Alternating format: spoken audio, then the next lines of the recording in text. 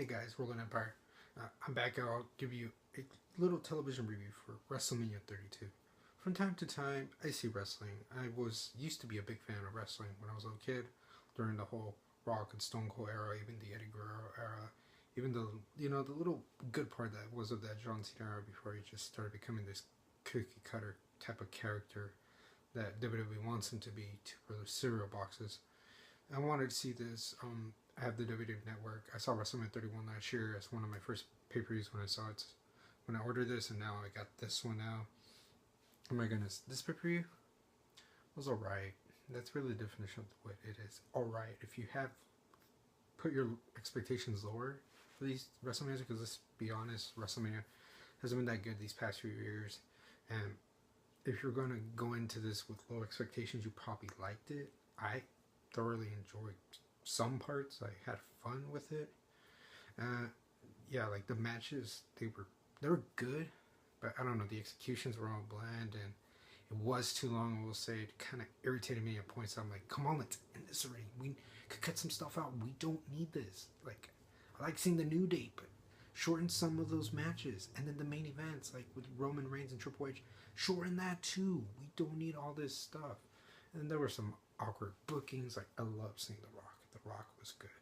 He even had a match, but that match was so strange. Like, does this go in the record books now as a WrestleMania match of his? I don't get it. 6 seconds, and you face one of the more bland Wyatts. Why don't you face Bray or maybe Braun Strowman since he's been built up? Like, face one of them. And that was just weird. But I love seeing The Rock, Stone Cold, HBK, McFoley. They were good too. Just trying to say they still got it, but I don't know if it added anything to it. But I understand that this is WrestleMania.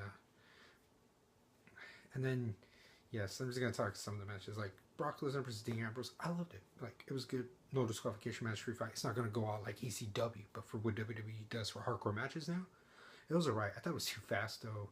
I was like, oh, that's it, just with an F5.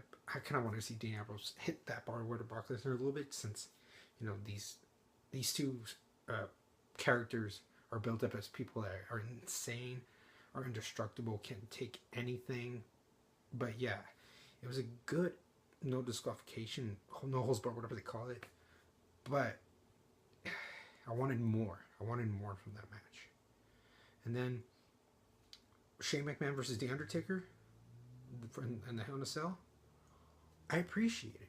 I didn't love it. I didn't hate it. I appreciate that they try to give something to the show. The Undertaker, even though he's now defeated, which was a fucking mistake, at least he comes back, tries to give a show for the fans. At least we see that's what he could do, because he's older now. At least come back once a year and give a good show at his stage, which is WrestleMania. Shane McMahon, he probably was like saying that WWE was in trouble. He's like, Dad, let me help you out. I'm gonna come back and have a rivalry with someone, and they both kind of gave a good show as much as they could. Undertaker, he was still being Undertaker. He's still good, just a little bit older now with the mileage. Shane McMahon, not the perfect wrestler, but just seeing him trying to fight to stand up against Undertaker was alright. And him, the talk of the match, him going up to the ceiling and falling down, I don't think we needed it. He could have injured himself really bad. But now that he did it, I appreciate it. He wanted to give everybody this, Kodak moment or something. Give that one shot that people will probably remember for WrestleMania. And it's kind of odd that he didn't succeed with it, but also, if you wouldn't land on Taker, maybe both of them would have been injured, so they probably wanted the risk of just one. And yeah, but it was a weird matchup, to say the least, that why they had these two face each other, but since they faced each other, I appreciated the match. And then Chris Jericho versus AJ Styles, I thought it was a good match. I actually liked what they could be, like their potential's the best. They showed it in this match, that what they're all about, with their agilities, that was all good. I thought Chris Jericho was going to let AJ Styles win, because isn't this what he did with Fandango a couple years ago? Maybe he didn't want to have the same mistake and he won the match. But I kind of respected Chris Jericho for being in this ride with AJ, because he's always trying to give these people pushes, but he beated them. I was like, what was the purpose in that? Chris Jericho, we know, is a great wrestler, and AJ Styles is trying to prove himself here. So even though it was a good match with everything of like their technicalities and everything, the ending, I was a little bit surprised, but in a disappointing kind of way. Now the main event with Triple H and Roman Reigns.